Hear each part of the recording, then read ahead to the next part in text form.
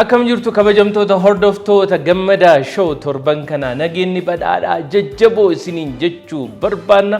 Torban kanas ammoo gammadaa show haala gaarii fi wantoota haaraa hedduu qabatee isiniif dhiyaatee jira.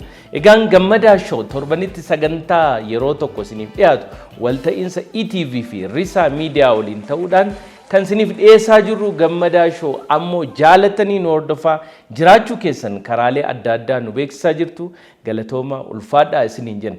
Egaan gammadaa show kan torban kanaas ammoo nama baay'ee guddaa fi kabajamaa hogbarruu Oromoo keessatti immoo nama bakka guddaa qabuu fi kitaabolee hedduu saba isaatiif gumaache akkasumas hogbarruu Oromoo guddisuu keessatti immoo gumaacha olaanaa nama qabu tokko anis dhuunfaadhaan naman jaaladhuu fi kabaju qabadhee isiniif dhiyaadheen jira. Namni kun barsiisaa akkasumas barreessaa Dr. Asafaa Tafarraa Dibaabaati. Yuunivarsiitii Finfinnee irraa gara gammadaa shootti dhufanii jiru. Haamilee ho'aadhaan naasimadha.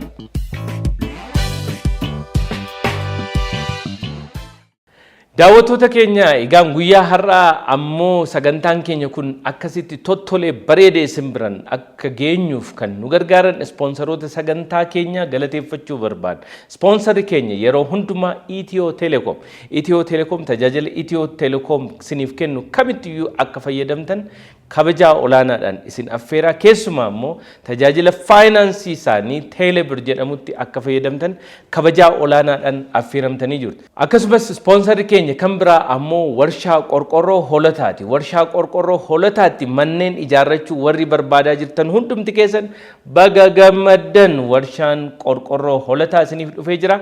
Mana keessan bareechuudhaaf qophaa'aa isiniin jedha. Bakkeewwan adda addaatti ni argattu.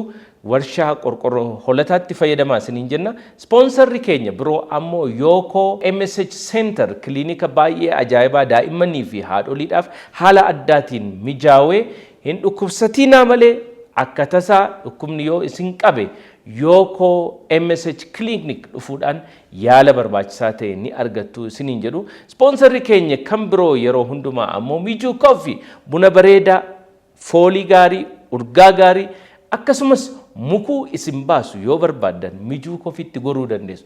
Mijuu Coffee lakkoofsi tokko Adwaa keessatti muuziyeemii Adwaa keessatti ni argamu. Achitti dhaqxanii dhandhamuu dandeessu isiniin jenna.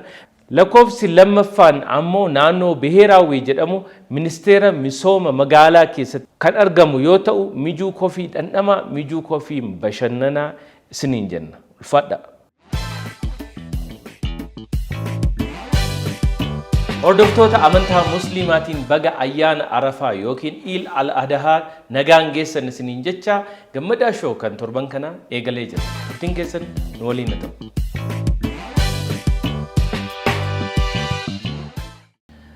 Baga nagaan dhufte barsiisaa barreessaa Dr. Asafaa Tafarraa Dibaabaa.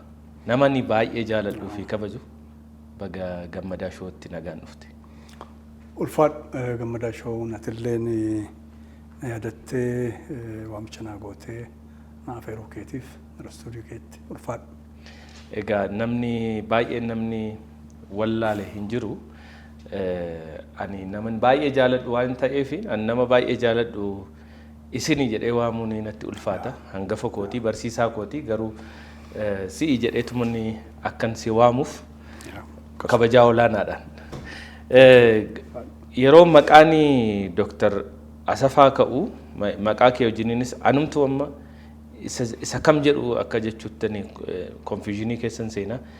Dr. Asafaa turanii Asafaa ta'anii jedhu dhugaadhaayii Asafaa Tafarraa Dibaabaa jedhanii jijjiiranii yeroo baay'ee immoo maqaan keessanii yeroo barreeffamu kitaaba irrattis Dibaabaanii baay'ee boolli ta'ee qubee gurguddaanis barreeffama. Kun istaayilii moo barreeffama keessaniiti maqaan keessan kun dhugaan isa kamii? Well, waan kun deddeebi'ee ka'aa jira.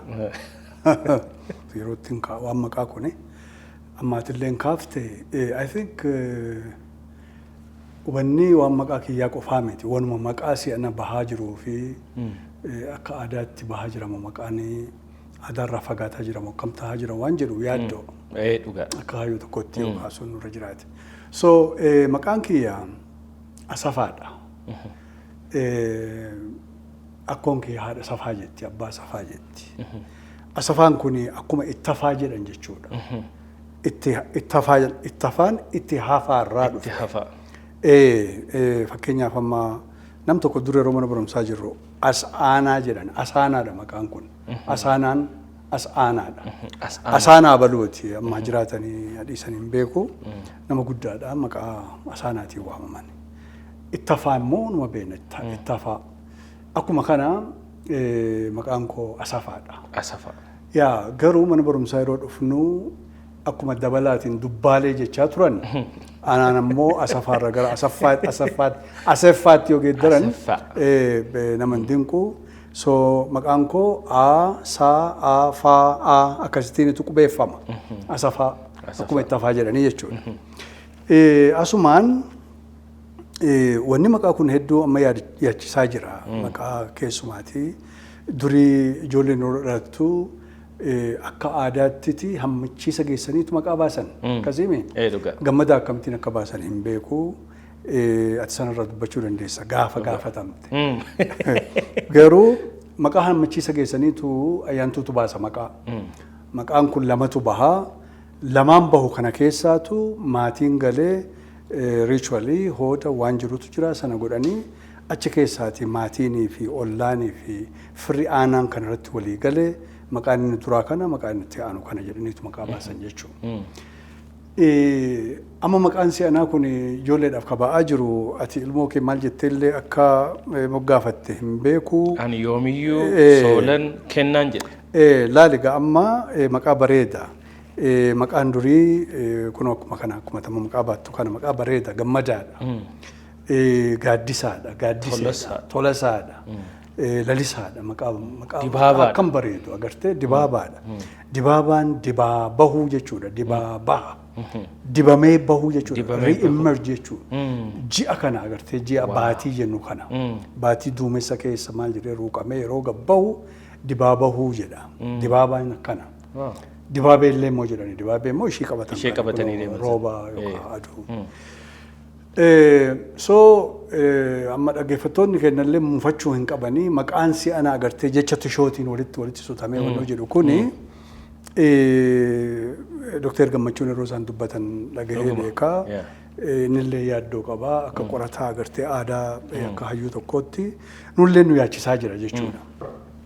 Maqaan durii badaa deema maal akkamta ba'a akkaataa naannoo isaatiitti ekooloojii naannoo isaatiitti haala qilleensaa haala taa'umsa lafaa haala ammoo qorqalbii isaa waliin waan wal fakkaatuunitu maqaa baafata. Karrayyuun dhaddachoo jedhee maqaa baafata. Muka dhaddachaatu baay'ata. Yookaan odaa jedhee maqaa baafata. Yookaan fantaalle jedhee maqaa baafata. Maqaa mukaati roobaa jedhee maqaa baafata. Wayitii booranni akka kana yookaan gallabu jedhee maqaa baafata. Yeroo isheen irra dhalatte tiin jechuudha. Diire taatee yeroo sana ta'e. Taatee yeroo sana ta'e. So natural phenomenon haala uumamaa haala wayitiilee birraa ganna bona maarree wal qabatee yookaan immoo guyyaa fi galgalaan wal qabatee sa'aatii daa'imni sun irra dhalateen wal qabateetu baafata. So maqaa tulluutiin maqaa malkaatiin hawaas jedhee maqaa baafata. Fantaalli jedhee maqaa baafata. Gara dhihaatti ammoo maccii akkuma beennu waan qorqalbii hawaasaatiin wal qabatuun ba'a maqaan. Abdii jedhee maqaa baafata. Abdiisaa jedhee maqaa baafata. Hambisaafaa jedhee maqaa baafata baay'inaan. Saasaatu baay'ata jechoota. Saasaatu baay'ata. Oromoo kana. So amma egaa maalinni dhufaa darba agartee adeemsa gadaa kana keessaa qorqalbiimti hawaasaa kunuu aadumti kuniyyuu static hin ta'u achuman dhaabbatu. Achuman turu ni jijjiirama. Garuu jijjiiramni kuni waan wayyuuf, waan goomuuf, waan toluuf, kakaleessaarra waan caalaa wayyuuf ta'uu qabaa jenna. Jijjiiramni gaariidha. Aadaan hin jijjiiramuu hin jennu. Yeroo biraallee kaaseera waan kanaa daddaballee waan yoo kaafnellee hoomaa miti. Yoo jijjiirame hoomaa miti. Garuu jijjiiramni kuni gara waan goomuutti, waan wayyuutti, waan toluutti wayyuu ta'uu qaba. Waan jedhuun qaba. Kanaaf waan maqaa wajjin ol qabatee maqaa duriidhaa utuu hin gannu tahe kun bar waan mana barumsaa keessatti karikuleemiidhaan ol qabatee karaa miidiyaatiin kunoo sabaa himaaleetiin dhiibuun dirqamuma ta'a. Nurkaa bahaa jira, hafaa jira jechuufi. Maqaaleen durii akkam godhanii daa'imti yeroo dhalattu akkoo yookaan akaakilee abaabilee maqaa hidda sana latiinsa sana keessa jiruunitu san ittiin yaadachuuf jecha deebisanii baasan. Hakayyuun kiyya dibaaba yoo ta'e deemee ani ijoollee kiyya keessa dibaabaa akka jechuu jechuudha. Tafarraan dibaabaa jinii jaanoo gooroo daa'imoo baambas qunee gaajoo bantii maarree jedha. So bantii jedhee akka moggaasu jechuudha. Maaliif akkuma aadaa keenyaatti waa'ee du'aaf jiraachuu kanaa agartee ilaalchumti Afrikaa perspektiivii ka Oromoollee isa du'aatii fi jiraa gidduu daangaan hin jiru. Nami yeroo du'e hunduma du'ee miti. Ayyaanni isaa, hafuurri isaa naannoo jiraa, deebi'ee dhufaa, deebi'ee dhalataa jedhanii waan amanii jecha akkasittiin deebisaniitu maqaa akaakilee abaabilee keessaatti deebisaniitu moggaasan. Akkasiin tursan. Booranatti kanan dhagee yoo dhugaa ta'uu baatee na sirreessitaa Dooktar. Daa'imni jalaafaa yeroo hedduudhaaf jalaa boqotee yoo rakkise maqaa jaldeessa jedhamfaa kan baasani akka maali wanni daa'ima kiyya na jalaa ajjeesaa jiru kuni hadagatu hatuffatu faa jedhanii saayikooloojii akkasii faatiinis hin baasuu waan jedhan dhageera. Dhugaadha wanti kun Dooktar? Booranatti qofaa miti. Gujiittis dhageera. Bakkayyuu jira waan akkanaa. Kitaaba Dikooram dubbiftee ta'e My name is Udaan. Udaan. Dhiifama. Adicha keessa wanni jiru fakkeenyaaf biyyoo jedhee faa moggaafata. Achumarraatti dhufe yaadumti walaloo kiyya keessatti maqaan kiyya abalu jechuu kunu jechuu. Walaloon baay'ee itti kolfuu fi baay'ee dinqisiifadhu. Thank you. Da'anii kan jedhu garuu yeroo da'anii jechaa da'anii daa'imni akkasittiin dhalatte hiika jedhu itti kennaa turre gaafa yuunivarsiitii. Well ta'uu danda'a walaloodha. So abbaan dubbifatu akkuma isaa galetti akkuma isaa. Maqaan egaa yeroo tokko immoo Dooktar maqaa wajjin erga waa'ee maqaa kaasuun keenya nafne fakkeenyaaf maqaan jireenya namaa fi fuulduree namaa si murteessa yeroo tokko. Fakkeenyaaf akka maqaasaa akka jedhan sana ebelu akka maqaasaati. Amma anaanis namni baay'een naan jedha gammadaan akka maqaasaati. Yeroo hundumaa ni gammada, yeroo hundumaa gammachuun fuula isaarra jira. In kolfaan taphata akkas akka jechuudha. Namoonni baay'een akka maqaasaanii maqaa jallaa gaafa baafatan especially naannuma ollaadhuma keenya kana hedduu keessatti yoo arginu maqaa baay'ee jajallaa fi maqaa gurratti dhaga'uu fi mallee baafata namni. Maqaa akkasii baateeyyuu akkamittiin ittiin waamama hanga jettee yaaddutti jechuudha. Kanaaf akka maqaa isaanii jedhamu kun xiinsammuu nama sanaarratti maqaan isaa dhiibbaan geessisaa? Well, isa kana qorattoonni qorqalbii waan irratti hojjetan jiraachuu mala. Akka maqaa isaa kan milkaa'ee ta'uuf jiraachuu mala. Sooressaan milkaa'ee dhuguma milkaa'ee yoo sooressa ta'e akka maqaa isaa ta'eef jechuudha. Yoo hiyyoome immoo egaa taane milkoofne jechuudha. So akkuma kana miiliyoon faa jedhanii miiliyoon faa jedhee baafata habtaamuu jedhee baafata kan cittuu maasii tokko lafaa tokko kan hin qabne jira yoo hojjenne hin jiraatu. So kana yoo makkana jennee wayyaa garuu asumaan wanni maqaa kun maal gumaachaa faayidaamti isaa maali? Maaliifituu aadaamatti cichuun isuma ture sana tursuun sanuma dhalootatti dabarsuun maaliif barbaachisaa waan jedhu jala sararee darbuu waan barbaachisu natti fakkaata. Maaliif jennaan afaan wanni jennu kuni aabaa caadaa ka jennu kana qofaa miti. Afaanni kuni aadaadha. Afaan kana kan aadaa kana ceesisu. Tokko keessaati maqaadhaani jechuudha. Maqaan kun immoo maqaa namaati. Maqaan kun maqaa lafaati. Maqaa lafaa kana akka amma jijjiiramu kana Bishooftuu fuudhanii Dabra Zayit godhanii Adaamaa fuudhanii Naazireet godhanii maarreen kun maqaa lafaa yoo fudhani jechuufi. akkasumatti hin bahaa miti maqaan. Adeemsa mataa isaa qaba. Hawaasni kun agartee seenaa dhufaa dabraa keessa bakka ga'e hundumaatti yeroo achi jiraatee turee wannoo jedheedhu bakki kun kana jedhee akkuma tasaa miti kan inni godhe kun feetu sagantaa mataa isaa danda'e kabraa barbaachisuu mala. Adaamaa yeroo jennu akkasumatti akkuma tasaa ta'e miti. Bishooftuu yeroo jennu akkasumatti jaarsoo yeroo jennu adeemsa mataa isaa qaba. Riichuwalii mataa isaa qaba. Hooda mataa isaa qaba jechuufani. Kanaaf maqaan namaallee akkasuma. Isa kanaaf dhaggeeffattoonni asumaan itti yaaduun barbaachisaadha. Waan ilmoo yeroo godhatanii maqaa akaakilee abaabilee isaanii gama abbaatiin gama haadhaatiin waan jiru kana utuu hin gannu ta'e dhaabbatanii itti yaadanii. Eenyummaa namaa sin ibsa. Nama fakkeenyaaf gammadaa namni naan jedhee Oromoo miti namni kun jedhee namni yaaduu danda'u namni biyya kana keessa waan jiru natti hin fakkaatu. Maqaan fi sabummaa koo wajjiniin wanta baay'ee walitti hidhate tokko. Atuu jette yaa Nelson Mandeelaan maqaan isaa Nelson min turre. Maqaa hawaasa keessaa dhufuuti kan mogga'eef mana barumsaa yeroo inni dhufu ayi kun jettee dadhabdee jennaanitu maqaan kee irraa qabee Nelson jettee san maan moggaafte. Namoonni umuriidhaan nu dursan mana barumsaa dhaqanii maqaan kan dabalaa ture dubbaaletti kan jijjiirame akkasila jenna hedduun jiraachuu mala.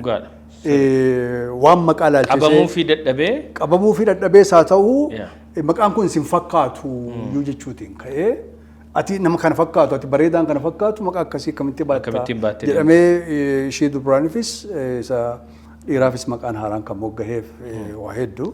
So siyaasallee hiika siyaasallee ni qaba jechuuf jedhe.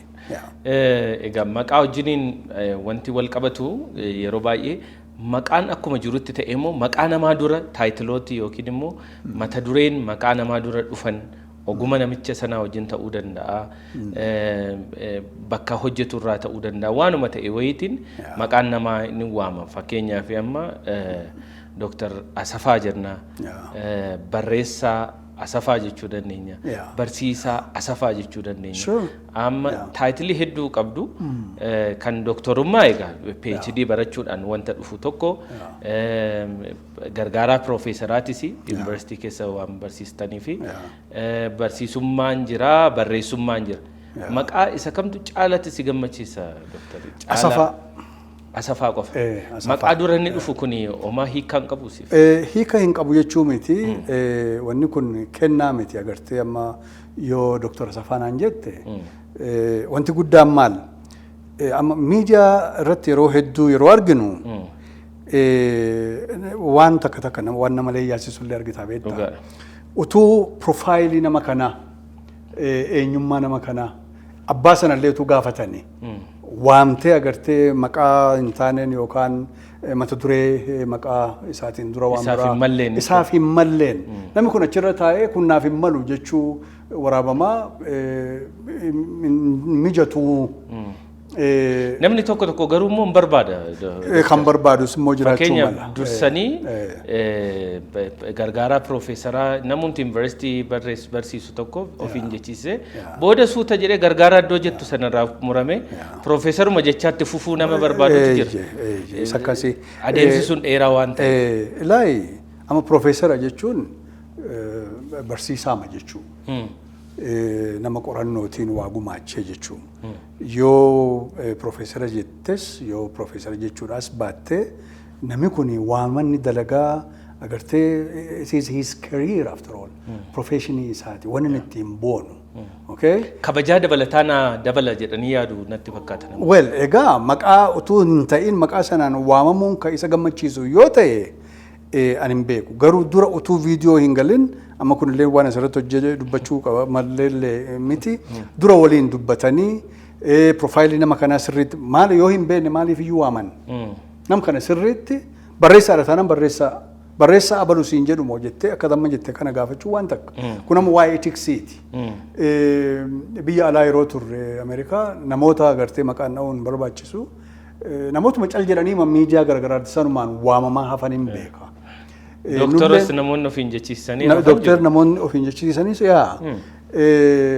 Well waan inni dabalu naaf hin galu. I think wanni akkanaa maalirraa dhufa akkuma nama siin jedhe sirriitti utuu itti hin qophaa'in gaazexeessaan kunillee nam kana wajjin waliin haasa'ee wal dubbatee PhD kee fixxeettaa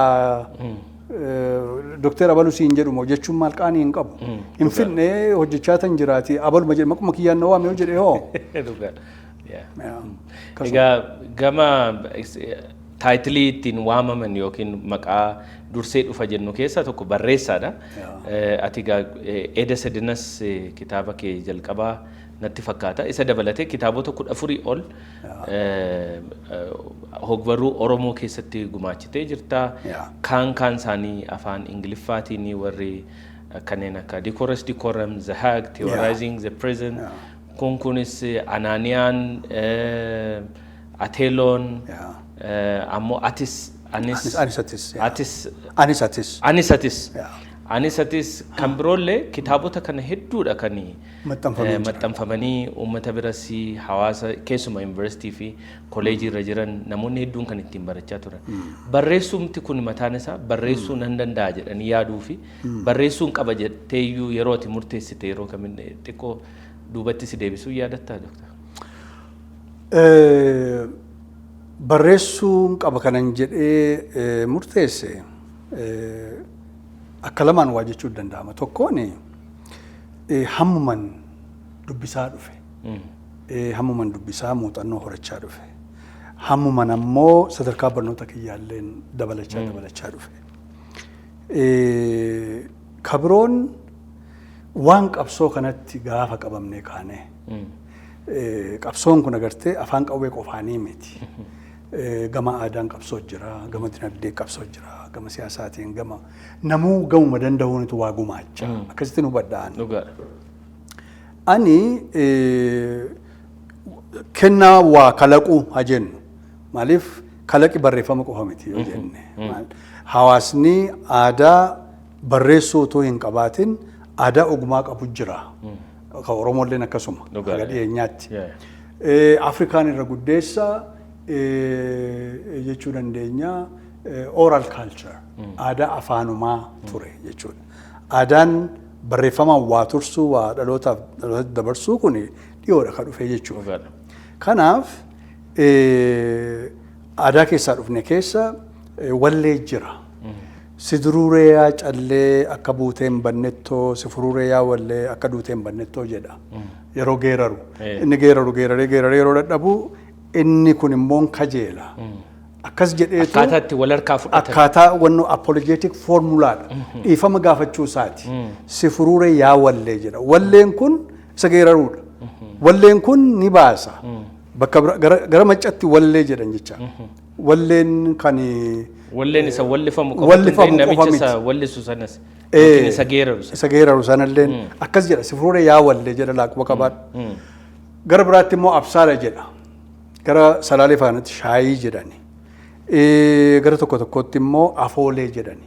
Fakkeenyaaf amma sikkoo mandoo afoolee sirba tolti sirnan toltuu jedha. Nama rabsiti yoo feete jecha. Abbaa badhaasee eebbiftee faarsitee abbaa dhoowwate immoo asitti yoo sodaatte taatee biraa irratti hidhatteetu abaluun akkana jetti jechaadha. Walalooma sanaan wannoodha. Kanaaf afoolee sirba tolti malee sirnan toltu jechuun.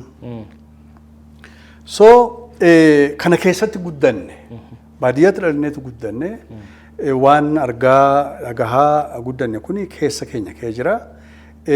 So nami baadiyyaatti dhalatee guddatee waa dandeettii waa kalaquudha ni qaba. Maaliif akka jedhee tan amana'an oolmaan isaa tikaa waliin hidhataa lageen waliin tulluuwwan waliin mukeewwan waliin bineensa agartee simbiraa maarree kana waliin waan ati dhageessuu fi waan ati agartu kun si'eessa. Keessa kee waan jiru kana akka ati keessa of ilaaltu si taasisa. So carraa argadheen tokkoof mana barumsaa tan deeme mana barumsaa yeroo deemu carraa dubbisuudhaan argadhee san fakkeessee waa uumu waa kalaqu waan keessa koo jiru baasuu jalqabee jechuudha. Yeroo dheeraa na fudhate. akka dargaggoo sirbaan guddanne abbaan keenya haboo qabu nu dheekkamu gandara naannofnee sirba mormaa sirbaa hin guddanne hin sirbine. Kanaaf dhokateetu repressed ta'eetu ture siin jechuudha. Akkasiin dhufee wanni barreessinu taateewwan siyaasaa taateewwan seenaa keessaa maal hubannoon keenya ammoo wanna agartee gaaffii dinagdeen ol qabatu siyaasaan ol qabatu eenyummaan ol qabatu maarree kana haga ija banannaa dhufnu waan barreessinu zahaat qabiyyee nuti barreessinu ammoo haguma sanaan nu dura tuulamaa dhufee jechuudha. Gaaffiin kun deebii wanni barbaachiftu wanni taatee namoo qeeqa wanna barbaachiftu akkasitti hoodha akkasumatti itti gala. Egaa akkaataan barreessuu danda'uu kee yookiin kitaabota maxxansuu kee qofaa miti amma kan Dr. Asafar rakkoon guddaan akkaataa itti barreessitu baay'ee jabaadha. Istaayilii jabaadha kan hordoftu. Istaayilii akkamii hordofta? Kan biraan ammoo barreeffamoonni kee hedduun isaanii jajjaboodha. Namaas hin galanii jechoota baay'ee adda ta'e fayyadamta. Keessumaa afaanuma Oromooti moo wanni nuti dubbisaa jirru kun hanga namni jedhee yaadu hundatti nama geessisa. Istaayilii akkamii hordofta? Maaliif jechoota kana immoo jabeessuu filatta? Akkaataa namootaaf dubbistootaaf galuu danda'utti barreessuun hin danda'amu.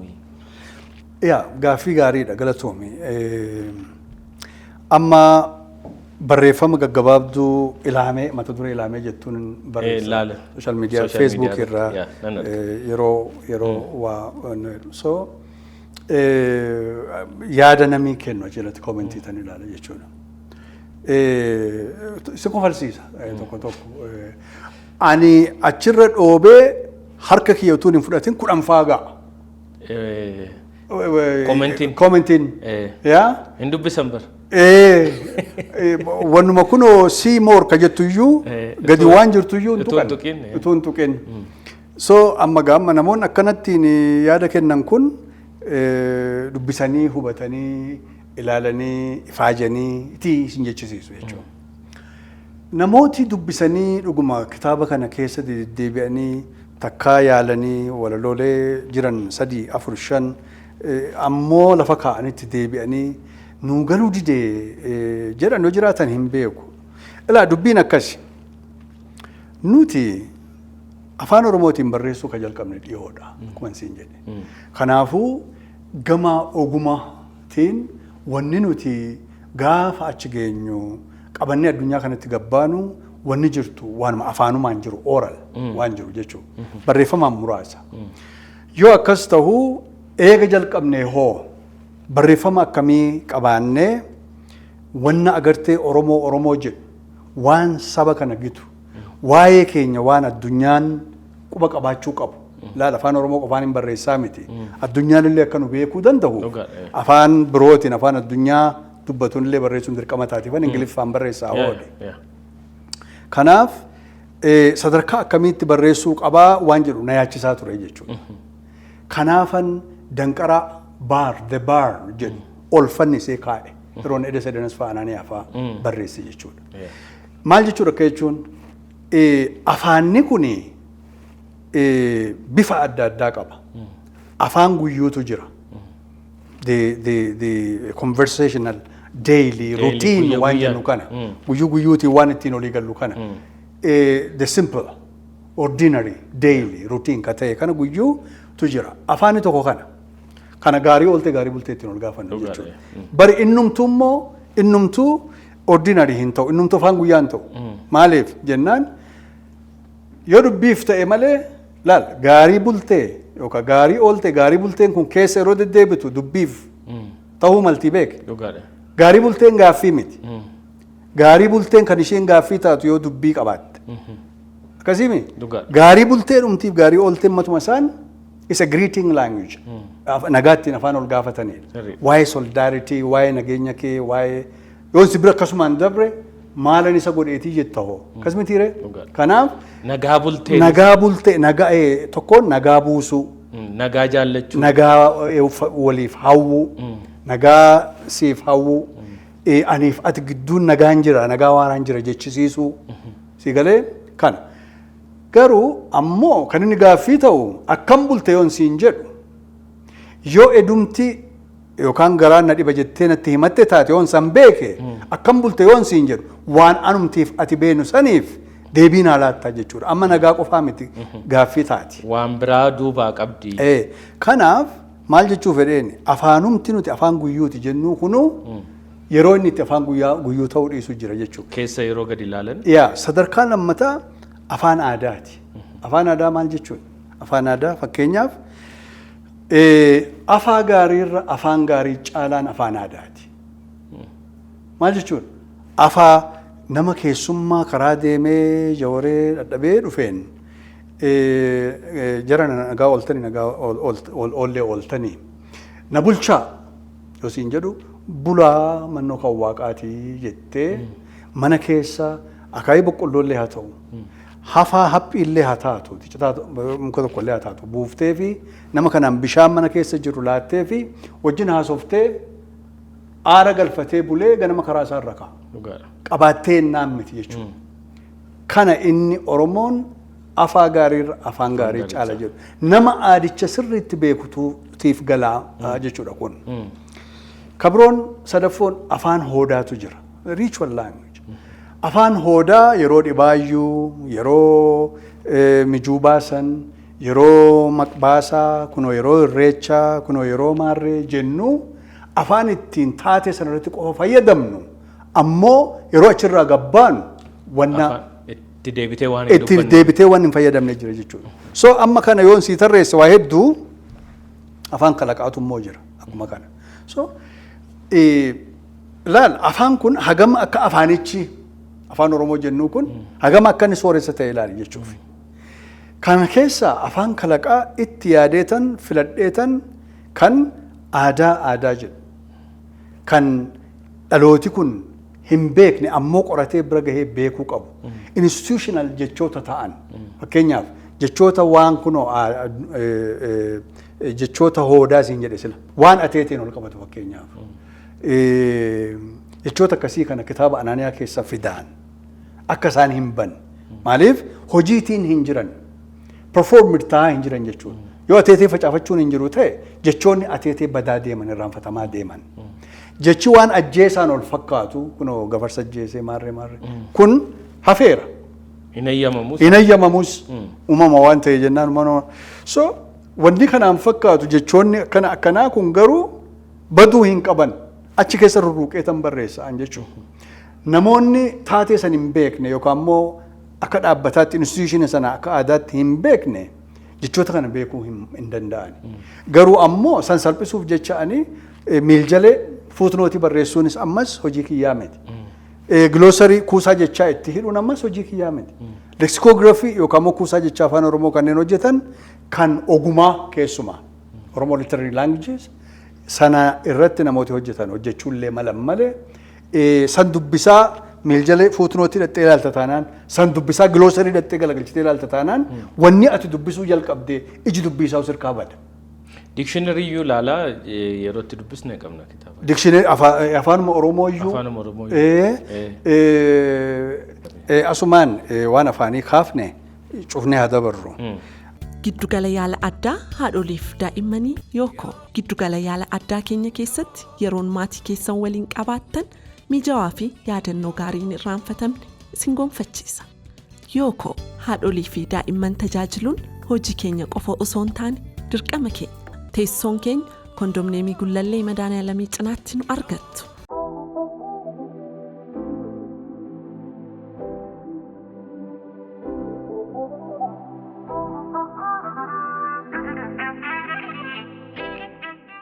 Qorqorroon holotaa qorqorroodhaa oli warshaa qorqorroo holataa.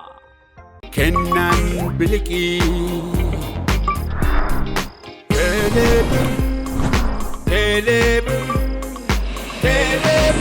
Itiyoo Telekoom.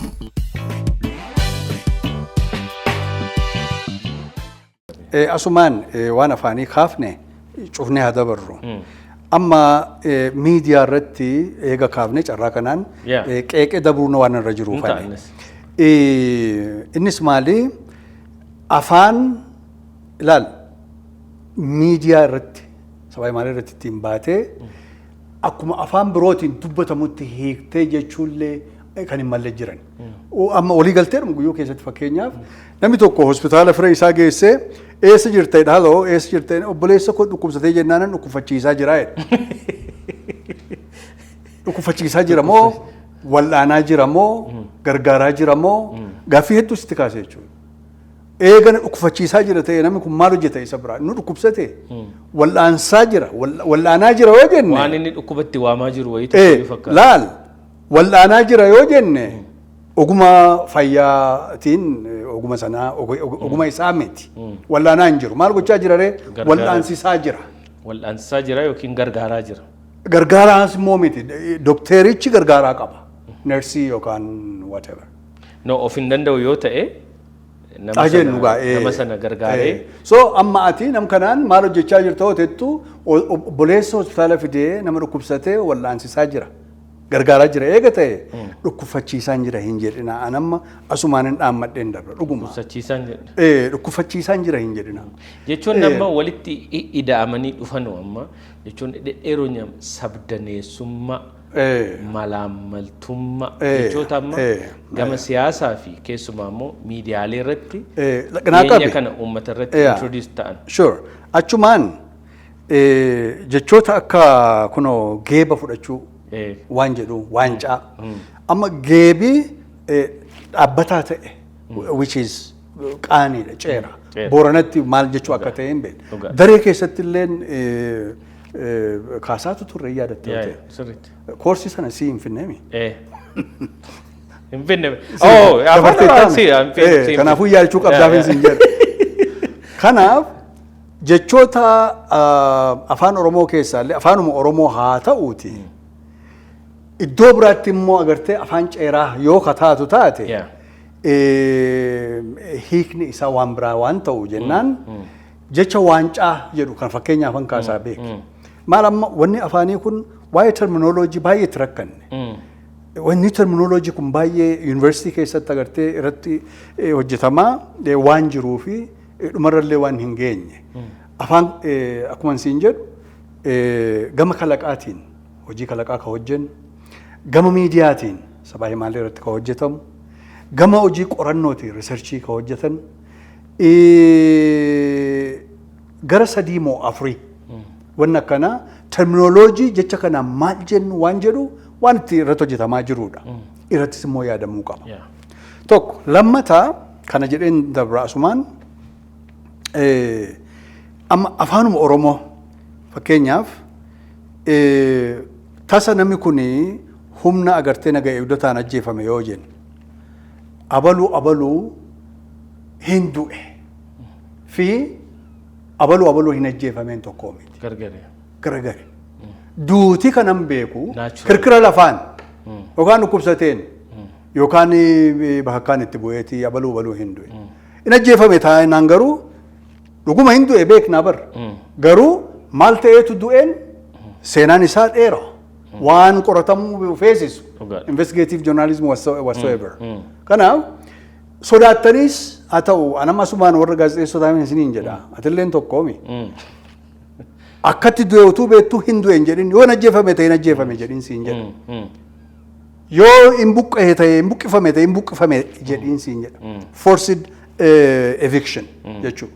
Displacement jechuudha. Lafarraa buqqisuu. Wanni akkanaa afaanni keenya bar amma ati waa'ee afaan cimsee barreessuu na gaafatte. Reefuu jalqabaa waan jirruuf hojii nuti ani hojii kalaqaa waan hojjedhuuf na gaafadhe. Isiniin iyyuu ka ilaallatu waa hedduu jira jechuu bane asumaan. Qorattoonni illee akkasuma gama miidiyaatiin gama barsiisotaatiin maarreetiin waan irratti yaaduu qabnudha. Keessumaa immoo miidiyaan baay'ee murteessaadha afaan tokko waaltessuudhaafis saba hundumaa bira akka gahu taasisuudhaaf akkamitti akka jechoota afaan keenya keessaa baafannu baay'ee of eeggannoo olaanaadhaan gochuu qabna. Gaaffiin itti aanu gosoota barreeffamootaa hangammaatti barreessitu keessaa baay'eensaa walaloo ta'uu danda'a, asoosama ta'uu danda'a, akkasumas immoo seen ofii ta'uu danda'a, ammoo folkloorii illee ta'a. Kamtu baay'ee caalaa si gammachiisa irratti? Jette well Egaa amma gosoota barreeffamoota keessaa asoosamiyyuu asoosama gabaabee dheeraa qaba. Ani kanan barreesse asoosama gabaabeedha. Yeroo tokkotti taatee tokko irratti namni ta'e asoosami gabaabeen danaan an barreesse hanga yoonaa seenaa guddina oguma Oromoo keessatti asoosama gabaabee isa jalqabaati jedhe. Kun qorannoo waan feesisuudha. Asoosama gabaabee danaan barreesse waggaa 22 har'aa. Eegasi barreeffama asoosama gabaabee waan ol fakkaatu anis atis waan jedhu kana. Anis atis asoosama miti. Anis atis seenaa ofii kiyyaati. Sanyabsa seenaa ofiiti. Ethnographic autobiography-dha. Sanyabsa jechuun iyyuu maal jechuudha? Ethnography-dha. Ethnographiin uummatatti gabbuute ethnoo jechuun saba jechuudha. Graafiin barreessuu jechuudha. Sanyabsa seenaa ofii yeroo jennu ammoo ethnographic autobiography-dha. Booda itti deebi'uun keenya na funatti fakkaata kitaaba kana. Kanneen jiran keessaa maaliin barreessuutu si gammachiisa jetteef barreeffamooti koo irra caalaan walaloodha. Ani waloodha ofiin jedha. Waloomti kunuu yeroo inni itti walaloodhuma qofa ta'uu dhiisu iyyuu ni jira. Akkaataa itti guddina wanna analysis ibsa gara literature maarreetti yoo seenu taate yeroodhuma itti waloon kunuu walaloodhuma qofa hin taanetu jira. Amma walaloo fi hololoo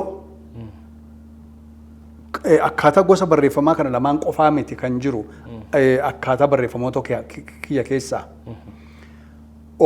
Hololoo walalootu jira. Walaloon maal? Walaloo fi hololoo lamaan walitti fideen jaanrii yookaan immoo gosa barreeffamaa tokko beeksise. Kitaaba kam keessatti innis anis atis isa ammaa kana jechuudha. Isa kitaaba isa haaraa 2023 bahe kana jechuudha. Sanyabsa seenaa ofii. Inni akkamii yeroo dubbisan waan arguu jirtan amma fakkeenyaaf nama taatu bara nami akamuu taatu jedha. Nami nama taatu bara nami akamuu taatu. Nami nama taatu bara nami akamuu taatu. Kun akka kiyyaatti walaloo miti. Akka kiyyaatti hololoollee miti. Prose jechuudha. Maal malee waloloodha. Prose poetry-dha. Lamman irraa. Waloloo. Wal ka jettu walaloo irraa dhufte. Loloo ka jettu immoo hololoo irraa. Kanaaf walaloodhas hololoodhas lamman irraa waloloon jedhe jechuudha.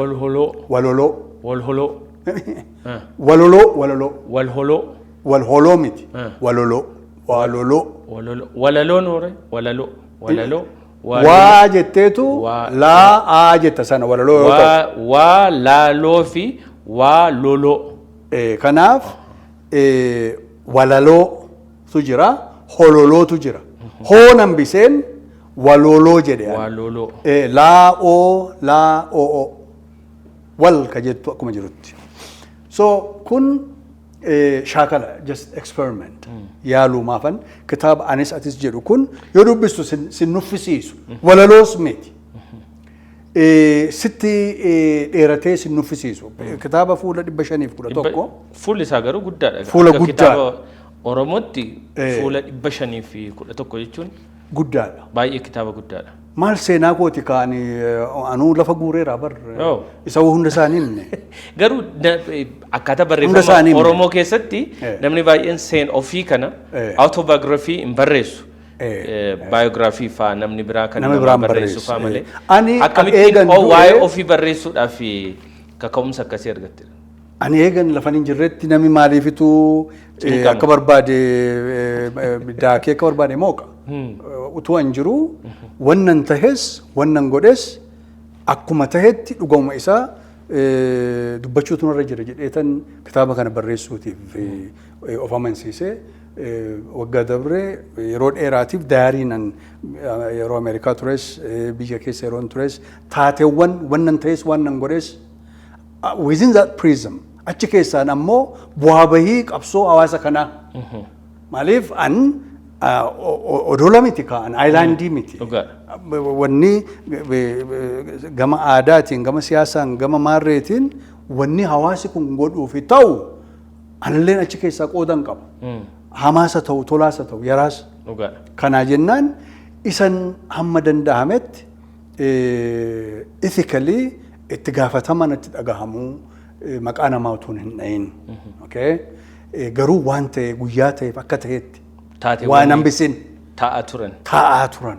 Kana keessatti maybe taatee qabsoon uummata kanaa keessa darbaa tures achi keessa argachuu hin danda'ama jechuudha. Akkasuma. Kitaaba kana amma daawwattoonni keenya yoo kitaaba kana bitachuu barbaadanii eessatti argachuu danda'u kitaaba? Kitaabni anis atis kitaaba afaan Oromootiin barraa'e akkuma hin jedhe anumatu barreessuu narra jira jedhee rafanii hafuu waan jiruuf utuu hin jiru seenaa kiyya anumti haa barreessu jedhee ammoo sadarkaa isaa akkaataa sadarkaa barnoota sadarkaa olii postgraduate keessa kanneen jiran methodologically theoretically maarree akkaataa itti ilaaluu isaaniif ta'utti kanan barreesse jechuudha. Sadarkaa sanatti kanan ol fuudhe jechaadha. Kana kitaaba guddaa kan jiru ana bira Adaamaa irraa argachuu danda'anii. Manneen kitaabaatti hin irraan maaliif jennaan kitaaba adda addaa 13 moo 10 meeqa barraa'ee maallaqi kitaaba kanatti bahee hin deebi'e. Takka gurguramee ka deebi'u taate revolving fund tahee of dandaheetu hojii ittaanu hojjechiisaa ture. Rakkoon isaa garuu rakkoo manneen kitaabaati moo naannoo manneen kitaabaa irratti maallaqa deebisuu dadhabuudha moo akkamittiin immoo furama akkasittiin kitaaba ofii dhuunfaa qofaan qabatanii deemuun hin baasu. Laal amma maaltu taaseeti kitaaba hirta manneen kitaabaatti hirtaami amma yeroo tokko kitaaba Ateeloonan kitaaba 135 namatti kenne. Namuma hedduu hojii kiyya namaan gahe galata guddaaf kabaja qabuufidha. Garuu namni kun bakka dur jirurraa ari'ame diigame kunoo laameeraadhaan maarree walii hojjetanii keessa dhaabbatanii gurguraa oolan. Hin diigame kitaaba kan kiyya qofaa miti kan tokkittiin Ateelooniyyuu 135 ilaal. Garuu barreessitoota afaan Amaariffaan isa ta'anii Ingiliffa isa ta'uu namni kun xiqqaate kitaaba 1000 baatee jira jechuudha. Mana kiraadha immoo kan inni jiraatu. Eessa kaa maaliin fuudheetu olii gad deema yaaddoo guddaa laal. Amma kitaabni kiyya Ateeloon hin deebine ka gurgurame achumaan hafe jechuudha. Kitaabi Anaaniyaan akka kana maal jechuudha asirratti sirni agartee lafa qabatee hin jiru. Kan sumatu barreessa, sumatu maxxansiisa, sumatu raabsa yeroo taatu akkamittiinitu ogumii saba tokko guddachuu danda'a yaaduu nama dhiba. Sirni biraa immoo yoo jiraate amma fakkeenyaaf rakkoon raabsaa gama barreessitootaatiin akkasittiin jiru kun akkuma jirutti ta'e barreessitoonni dirqama barreessuu dirqama waan gaarii uummata isaaniitiin bira gahuudha kan isaan qaban malee gadi bu'anii maarkeetingii isaa yookiin immoo gadi ta'anii gurguruu maallaqa kitaaba sanarraa argamu immoo akka amma jenne revolving fundii ta'ee kitaabonni biraa barreessuudhaaf baay'ee haala mijataa keessa hin jiru. Maarree gama faayinaansiitiin gama biraatiin akkamittiin abbootii qabeenyaa ta'uu danda'u gama mootummaatiin ta'uu danda'a. Qaamoleen waan kana deeggaranii namoonni yaada gurguddaa qabanii fi waan uummata biraan gahuu danda'an isin taa'aati barreessaa nuti immoo gama kanaan dandeenye jedhamfa. Gama faayinaansiitiin wanti yaaltanii hangammaatti itti deemtanii kitaabota kana uummata biraan gahuudhaaf itti yaaddan jira. Kun seenaa guddina ogummaa saba kanaa keessatti waan agartee dhokataan hin jirtu waanuma hundi keenya quba qabnu rakkinichi rakkinaa furmaatii maal waan jedhu yeroodha yerootti carraa argameen waltajjii garaagaraa irrattis miidiyaa irrattis dubbatamaadhuma ture ammas jira.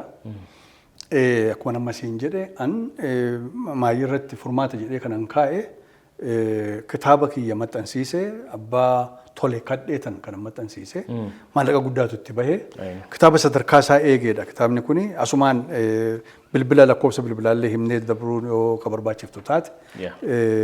Nutis daawwattoota keenyaa fi lakkoofsa bilbilaa as iskiriinii jala isinii keenyuuni bilbiltanii kitaaba kana Dr. Asafaa biraa argachuu dandeessu. Right. Galatoomi sanii kanaaf an kitaaba kana hoo kennii qofa banaa bilbilee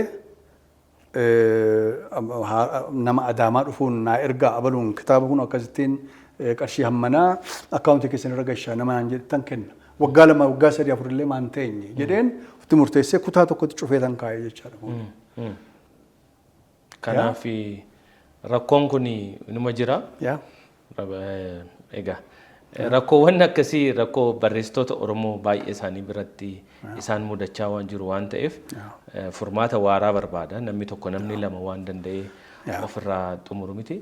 Furmaata waloo barbaada. Ilaahi wanti amma yeroo hedduu akka siyaasatti hiikamu malaaf malee ka dubbannu waan agartee Oromoon yoo of dandahee bakka kaaneef bakka agartee kaayyeffanne yoo geenyu addunyaatti maal qabannee gabbaanaan gaaffiidha. Saba kana waan gitu, saba kana waan ibsu. Ogumii waa takka. Biyyoota beekamoo ka addunyaa irratti ka beeksisanii namoota waloowwan isaaniiti. Ogumaani. Namni Shakespearein beeka. Namni Dostoevskii beeku. Raashaa beeka. Namni Shakespearein beeku UK beeka, Englandiin beeka. Qoodi agartee shoorri waloon taphatu yookaan immoo asoosaan tokko taphatu laafaa miti. Kanaaf maaltu tahuu qabaan qabeenya jiru, qabeenya uumamaa jiru, qabeenya humna namaa jiru waan Oromiyaa fi Oromoo fakkaatu sanarra oolchuu dhabuun keenya akka nuti rakkoo adda addaa agartee wanti xiqqaa haganaatiif saaxilamnu taasisa. Sanaaf baay'een gadda. Kanaafan risoorsii jiru nuti yeroo haa ta'u, humna keenya haa ta'u, beekumsa keenya haa ta'u, sammuu keenya dursa waan Oromiyaatiif haa oolchinu nan jedhuuf kanaaf. Inuma Dr. Gammachuu natti fakkaata yeroo tokko yeroo dubbatanii macaafa qulqulluu amma kiristaanonni hedduun itti amanan otoo hin barreeffamne ta'e barreeffamaan otoo hin jiru ta'e amantii kanan hordofa jedhee namni waan hordofu hin qabu. Akkasumas Quraannis barreeffamaan otoo hin teenye ta'e hordoftoonni amantaa kana hundumtuu waan argatan hin qabu. Wanni tokko barreeffame waa'een saba tokko, waa'een aadaan saba tokko, afaan saba tokko barreeffamee taa'uun isaa dhalootatti aanuuf yeroo hundumaa referensiidha.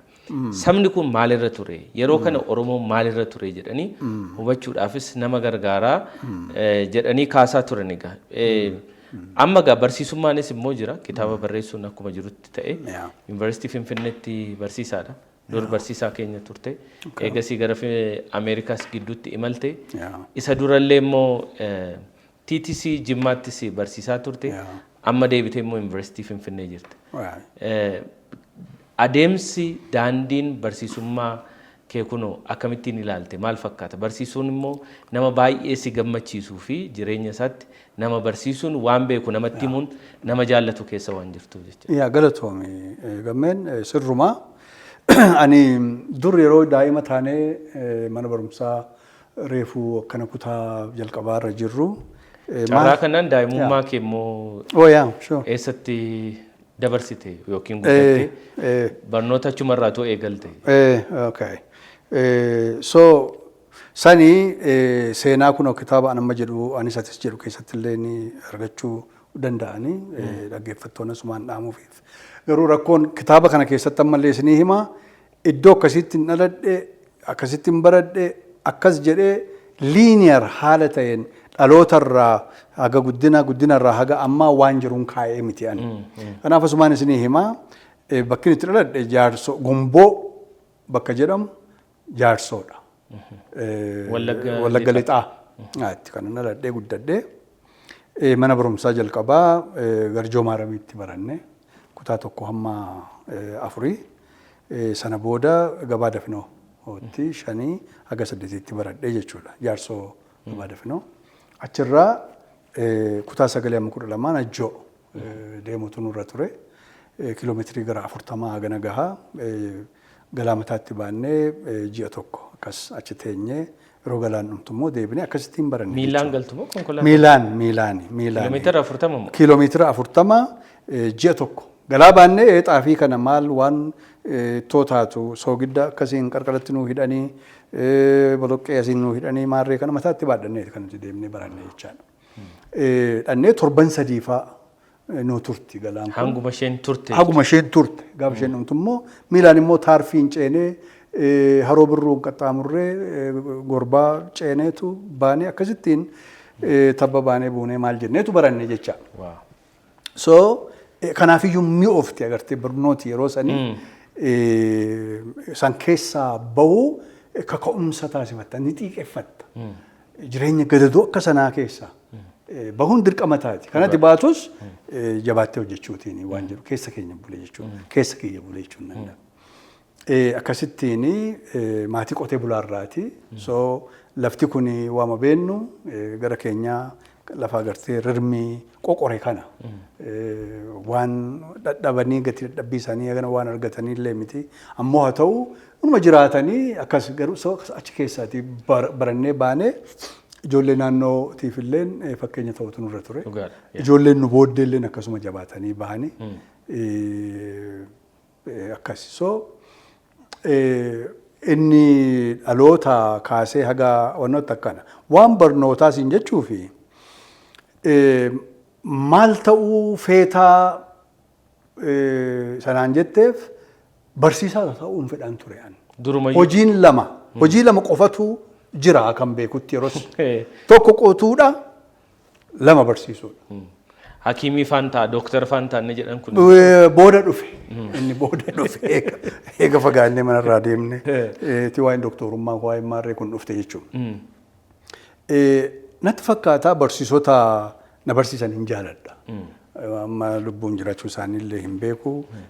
Yeroo sana nama guddaa barsiisaa Dastaafaa jedhantu jiranii. Barsiisaa badhaasaafaa jedhantu jiranii, barsiisaa Kifileefaa jedhantu jiranii, barsiisaa Mulugeetaafaa jedhantu jiranii, barsiisota agartee akka abbaatti ilaalluu fi akka ilmaan isaaniitti nu ilaalan turan. Very committed. Toof cichanii, toof kutanii hojii isaanii immoo agartee kan jaalatan. Achi laaqana maleessaan wajjin oolanii fa'aa kan yeroo boqonnaa keenyaa wajjin taphannee maal jennee wannan akkasi. So barsiisuu nan jaaladha. Akkuma barreessuu illee jaaladhu jechuufi. Baay'een ittiin boona ijoollee horeera. Ijoollee horeera yoon siin jedhu ijoolleen alfadhe qofaa miti. Asumaan tokko kun waatu ragaa bahaa jirta. Annis ijoollee keessa tokko. Ammoo ijoollee nu caccaalan jechuudha. Ilmi kan abbaa caalu wayyaa, ilmoon kan abbaa caaltu wayyaame. Ijoollee iddoo guddaa gagaantu jiranii.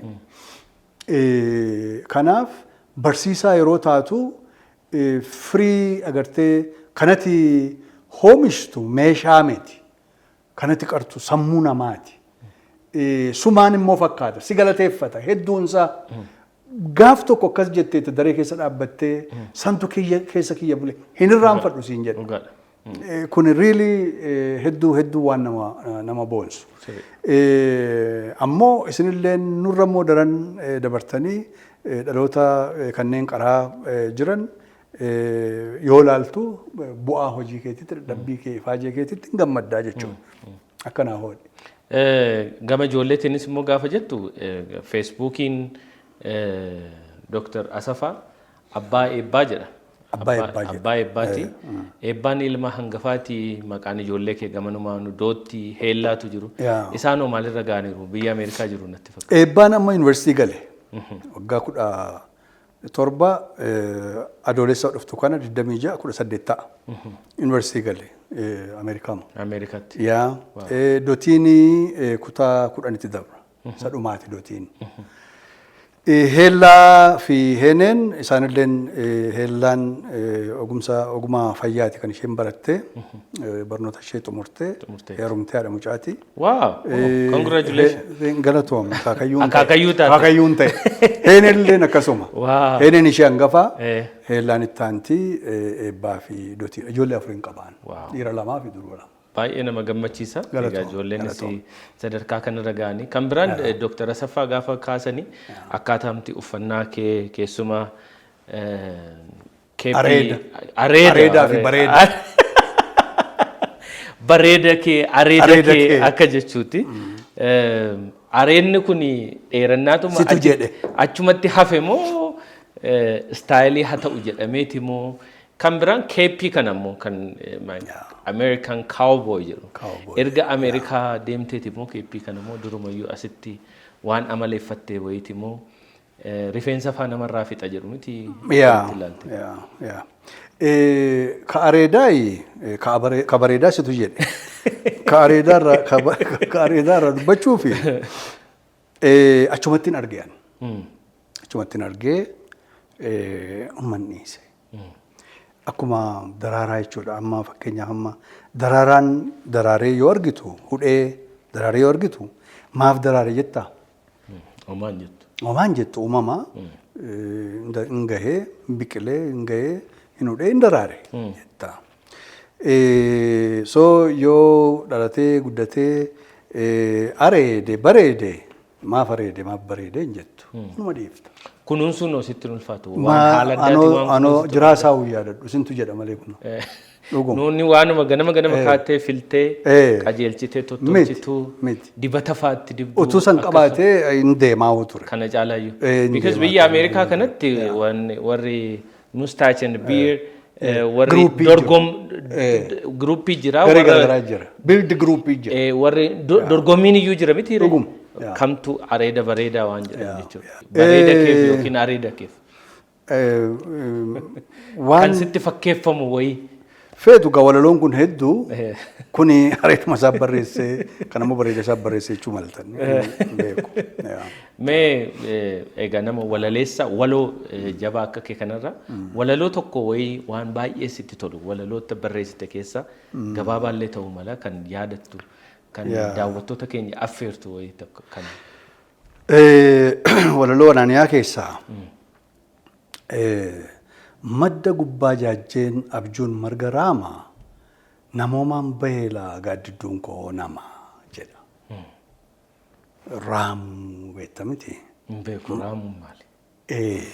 Amma walaloo amma dareedha jechuudha. Dareen kun daree walaloo. Walaloo ta'uu isaati jechuudha. Well, raamuuni dheeduudha, nyaachuudha.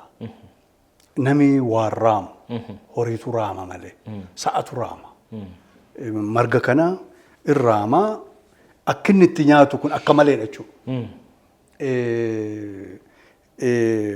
San immoo deebisee immoo alala guura. Raamuun kun akkuma argatetti jechuudha. Kanaafitiyyuu gaaffiidha. Madda hin beekta. Maddi burqaadha. Jedha. Madda gubbaa jaajjeen abjuun marga raama namoomaan baheela gaaddidduun koo namaa jedha. Of gaafachaa jira. Walaloo waltajjii irratti dhiyeessite beektaa? Akka amma ijoolleen lafa ol dhufoon kun dhiyeessan kana waltajjii irratti. Yeroon yuunivarsiitii maastersii kiyya baradhu bahal maayikalii jedhan san keessatti giddugala aadaa sanitti nu afeeraa turani yeroo tokko achirratti walaloo Ingiliffaa dubbisee beeka. Walaloo afaan Oromooillee. Ameerikaatti afeeramee dubbisaan san ture. Si gammachiisa waltajjii irratti walaloota kee dubbisuun? Ilaayi utuun jedhee naa wayyan se'a. To recite godhee akka jaarsa waaqofaa. To recite godhee akka ijoolleen amma si'anaa bal'inaan faatti jiran kana. Ijoollee si'anaa kana keessaa eenyuun baay'ee dinqisiifatta walaloo ijoollee walaloo barreessan abdii kan irratti. Mubaarak faan jirani Mubaarak faa ijoollee bal'inaa faa Lataa Qanayaa gaafaa kuni natti tolu. Gaaffiyyuu nutti ta'aa dhufe amma. Maaliif jennaan walaloon kun jaanriin gooroon kan nuti durbeennu afaanuma folk song kan jennu kana.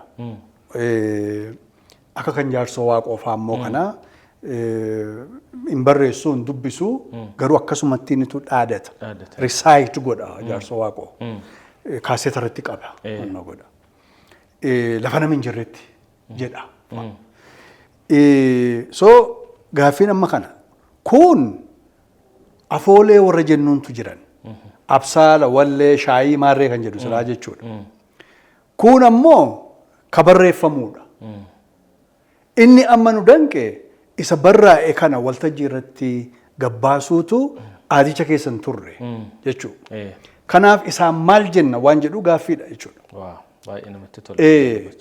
Kanaaf it's a huge contribution. Warra sammuutti qabatanii peejii 4-5 kana yeroo tokko jedhan kana amma aadaa biroo keessa kan oolchanii bulchantu jiru. Gama folkloriitiin yeroo dubbifnu.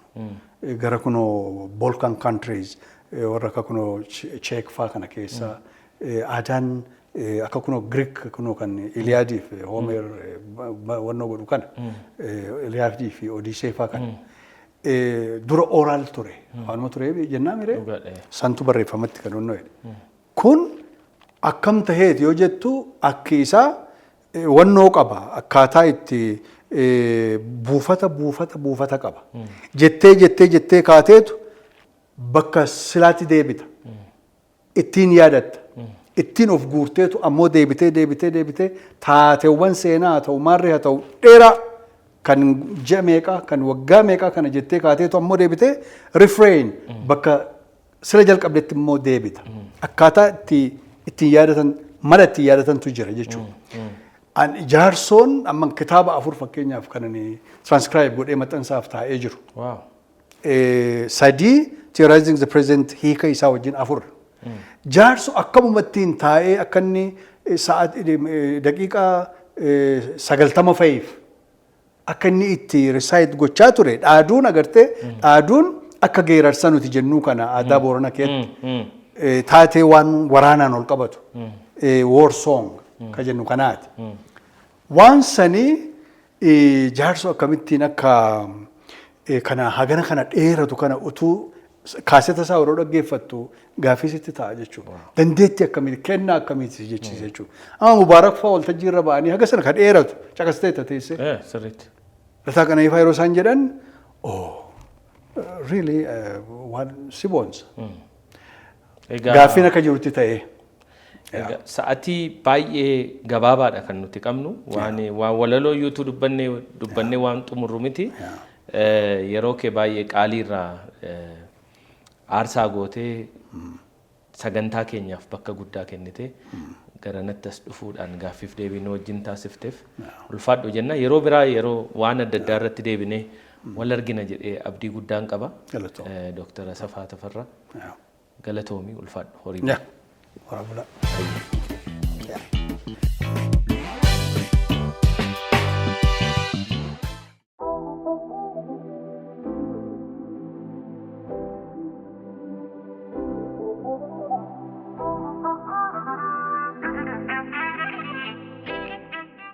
Qorqorroon holotaa qorqorroodhaa oli warshaa qorqorroo holataa. Kennaan biliqii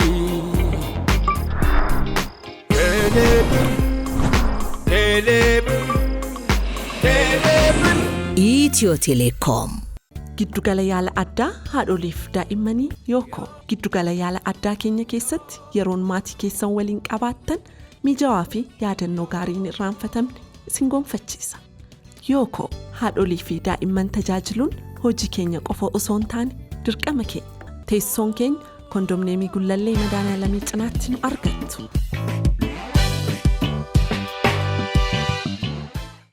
Egaan kabajamtoota daawwattoota keenya sagantaan keenya gammadaa shoo kan torban kanaa kana fakkaatu ture turtii hedduu bareedaa akkasumas waan hedduu irraa barattanii fi dhageessan keessumaa dhimmoota walaloo Oromoo irratti waan hedduu akka irraa argattan shakkii tokkollee hin qabnu. Turtiin nuti Dr. Asafaa Tafarraa Dibaabaa waliin kan guyyaa har'aa taasifne kana fakkaatu ture. Torban keessummaa biraa qabannee isiniif dhiyaachuudhaaf waadaa isiniif seenna. Gammadaa shoo ammoo jaallattanii hordofaa waan jirtaniif ulfaadhaa isiniin jenna. Keessumaa hordoftoonni keenya gama YouTube'dhaan nu hordofaa jirtan YouTube keenya Risaa Media subscribe, like, comment, share gochuudhaan akka nu jabeessitanii fi nu cinaa hiriirtan isin gaafachaa yaadaaf qeeqa kamiyyuu sagantaa keenya irratti qabdan ammoo karaa toora lakkoofsa bilbila keenyaa azala isiniif keenyuun haloo nun jechuudhaan akka nu beeksistan akka nu jabeessitanii fi nu cinaa akka dhaabbattan isinitti dhaammannaa nama torbanii nu haa taasisu nagaan.